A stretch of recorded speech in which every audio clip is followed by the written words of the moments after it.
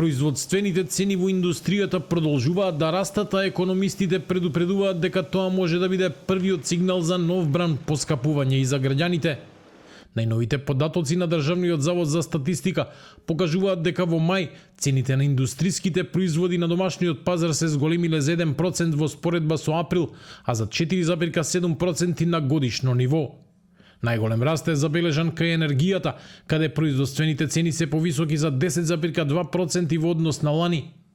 Освен енергијата, раст на цените имајќи суровините и материјалите што ги користат фабриките, каде поскапувањето изнесува 1,8%, но и кај трајните производи за широка потрошувачка, како мебелот и апаратите, чии цени се повисоки за 4,4%.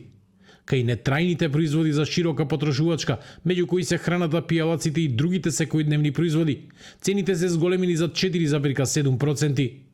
Професорот по економија Ванчо Узунов оценува дека растот на производствените цени, особено кај енергијата, најверојатно ќе се одрази и врз цените што ги плаќаат граѓаните. Заради ова, а особено поради порастот на цената на енергијата, граѓаните реално може да очекуваат раст на цените на мало во наредниот период.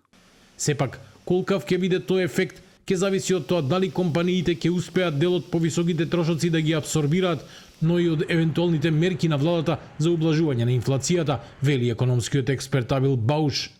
Ова е јасен сигнал дека во наредниот период може да има нови ценовни притисоци во продавниците, кога производствените цени, особено на енергијата, растат неколку месеци поред, дел од тие повисоки трошоци најчесто се префрлаат и врз крајните потрошувачи.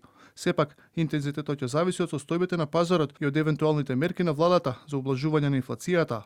Податоците доаѓаат во период кога владата со ребалансот на буџетот ја зголеми проекцијата за просечната инфлација годинава на 4,5%.